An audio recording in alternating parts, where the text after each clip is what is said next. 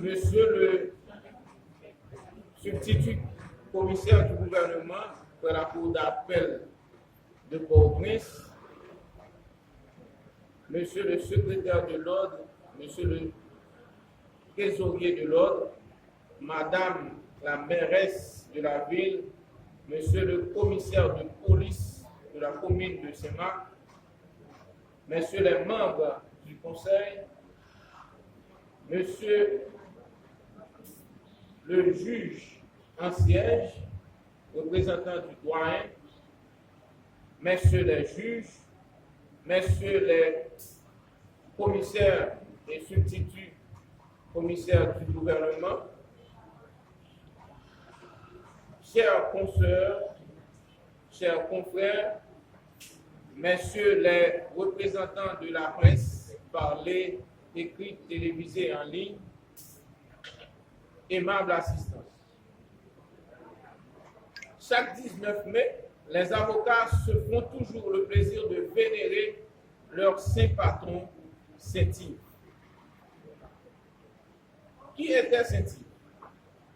Yves Héloïse de Kermartin est né le 17 octobre 1253 dans l'ouest de la France. Sa famille d'ancienne noblesse se distinguait par ses vertus. Dès son plus jeune âge, Yves montra une propension hors du commun vers les choses de Dieu. Il reçut au manoir paternel les leçons d'un vieux précepteur. Puis, il fut ensuite envoyé à l'âge de 14 ans à l'université de Paris. Il y étudia pendant 10 ans les lettres et les sciences, la théologie et le droit canon. En 1277, à 24 ans, Yves étudia à Orléans le droit civil. La vie qu'il menait était celle d'un étudiant sérieux et pieux. Il partit ensuite à Rennes, compléter ses longues études en suivant des exposés sur la Bible et les sacrements. Son entourage n'était pas sans remarquer ses talents. C'était un savant, un lettré.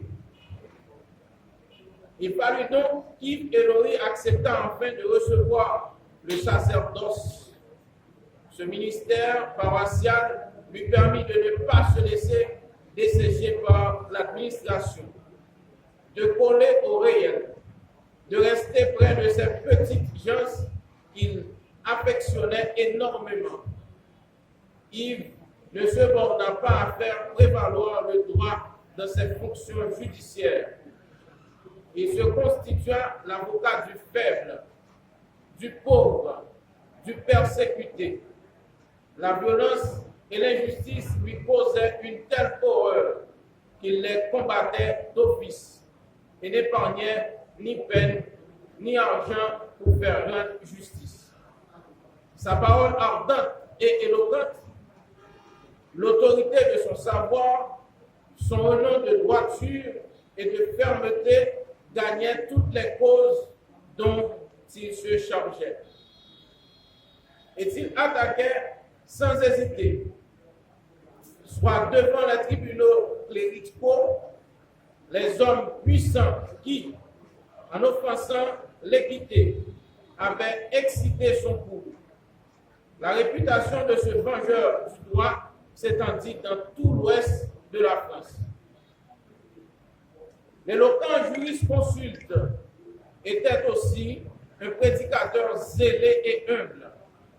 Il se tenait à la disposition de ses paroissiens, donnant aux pauvres de la nourriture matérielle et à tous la nourriture spirituelle des sacrements. Restant parfois toute la nuit à l'église, s'y reposant dans les conditions les plus précaires, ne ménageant pas le pain de la parole. Yves donnait son argent jusqu'au dernier sou. Il donnait ses vêtements. Il tenait porte ouverte.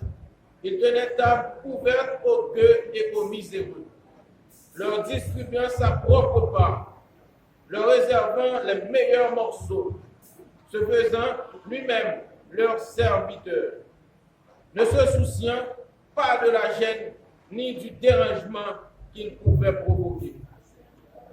En 1297, sentant ses forces décliner, bien qu'il n'eût que 44 ans, mais les veilles et les macérations l'avaient usé prématurément.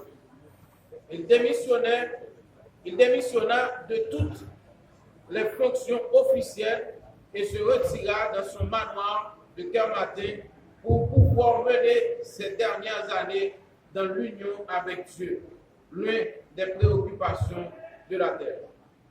Le 15 mai 1303, il se leva pour aller dire une dernière fois la messe, fit une confession générale et passa le reste de la journée à prêcher Dieu à son entourage. Le 18 mai, il reçut le sacrement des malades, s'unissant debout dans l'autre aux prières, et jusqu'au lendemain matin, il ne parla plus. Aux premières clartés du jour, le dimanche 19 mai 1303, il rendit l'âme. La renommée d'Yves Hénory de Kermatin est mondiale. Il fut canonisé officiellement par Clément VI le 19 mai 1347.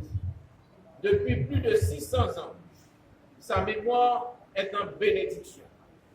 Il fut à la fois prêtre, magistrat et avocat. Comme prêtre, il était particulièrement apprécié pour ses talents de prédicateur. Il était doté d'une extrême sensibilité, pleurait souvent et faisait pleurer ses doigts. Comme magistrat, il avait à cœur de concilier les parties. Il rendait une prompte justice, n'ayant égard ni pour le rang, ni pour la fortune. Son amour de l'équité, sa grande charité le conduisirent à être l'avocat des pauvres, des mineurs, des veuves et des orphelins. Avant d'assister ces malheureux, il s'assurait que leur cause était juste. Puis, sans ménager ses efforts, sans espoir de rémunération ni de dédommagement, il mettait tous ses talents à leur service. Et lorsque ses confrères l'invectivaient durement, le traitant de coquin, de truand ou gueux, il n'avait pour toute réponse que l'un sourire de béatitude. On dit qu'il est le premier avocat à entrer au paradis, peut-être le dernier. Il est le patron des avocats et devrait être celui des magistrats s'ils en ont besoin. La profession d'avocat est régie par la loi et nous sommes certains qu'en 1300, époque de Saint-Yves, il n'y avait pas tant de cadres légaux. Une chose est certaine, ce n'est pas la profession qui fait le professionnel, mais le professionnel fait la profession.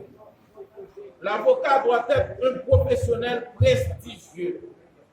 Toutes les couches sociales en ont besoin, même ceux qui disent des insanités contre l'avocat.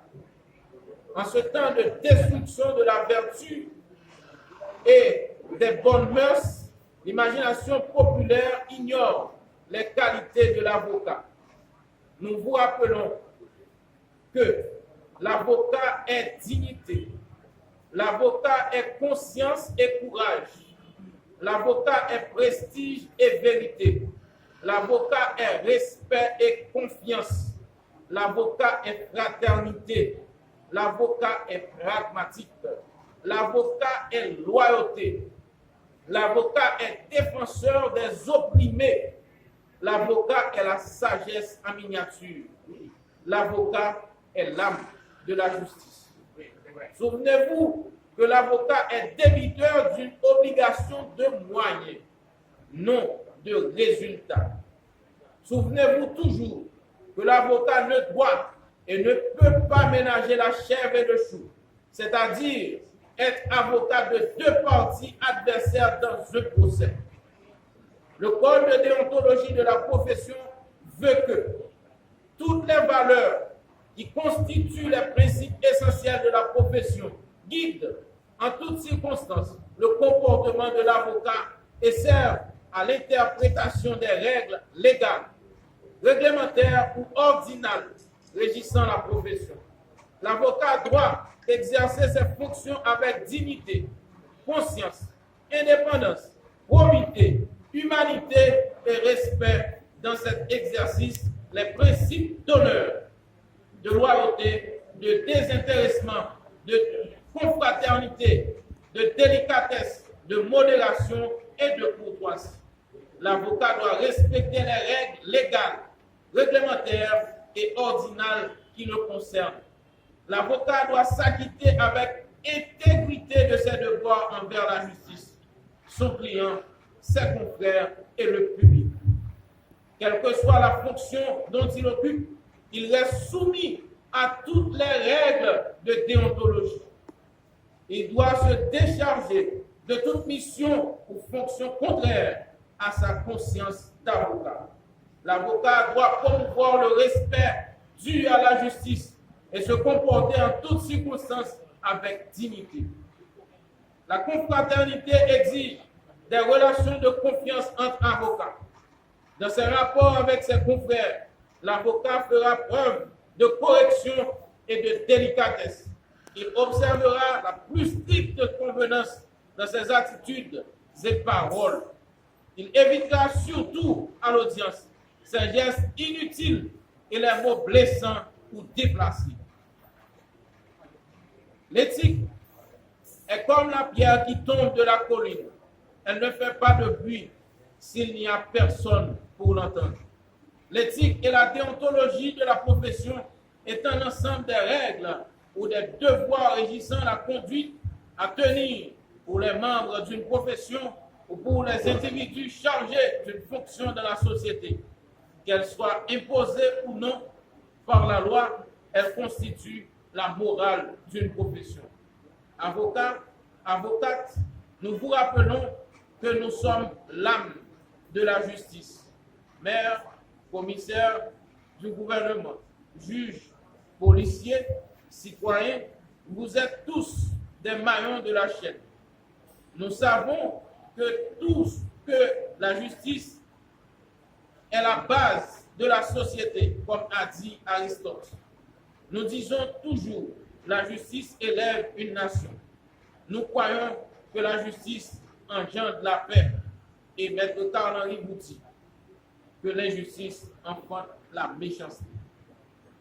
Nous ne voulons pas et nous n'aimons pas relever les caractéristiques du système judiciaire haïtien décrié depuis des années. Lent, désuet, inefficient, dépendant, etc. Nous voulons tout simplement apporter notre contribution comme responsable dans la juridiction de Sénat, à faire de notre mieux pour dynamiser le barreau. Malheureusement, la conjoncture sanitaire actuelle et les troubles sociaux nous empêchent de faire mieux. Chers secrétaires, chers trésoriers, chers conseillers, mes confrères, membres du conseil, consoeurs, nous avons eu un bon début. Nous avons 3 belles réunions. Malheureusement, le temps ne nous appartient. Il nous défie. Nous continuons à compter sur vous. Faisons de nos mieux pour nous protéger contre la COVID. Espérons que la COVID-19 passera et nous ne passerons pas. Cette pandémie nous étreint et nous épie. La COVID-19 montre aux Haïtiens qu'ils peuvent, malgré leur richesse ou leur contact, obligés de vivre ou mourir en Haïti.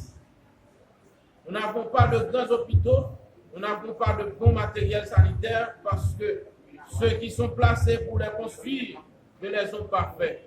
Nous avons seulement Dieu. Que Dieu nous protège et nous garde. En ce moment solennel, nous profitons de remercier l'équipe JSSP USAID, un partenaire fidèle du barreau qui nous a aidés à réaliser 2 journées de formation et qui a donné un lot de 16 livres pour la réalisation de la 3e édition du concours de plaidoirie. Nous remercions aussi Avocats sans frontières ASF, qui avait l'habitude de nous accompagner et qui nous promet son soutien pour la réalisation d'une semaine de formation. Merci à ceux et celles qui soutiennent le barreau dans ses activités. Merci à tous les membres du comité qui nous ont permis de réaliser le séminaire, le concours de plaidoirie et les activités d'aujourd'hui. Nous tenons aussi à remercier d'autres personnes, mais je vous demande votre attention. Je vais pas seulement placer des mots, mais aussi faire un geste à certaines personnes que nous aimerions bien récompenser.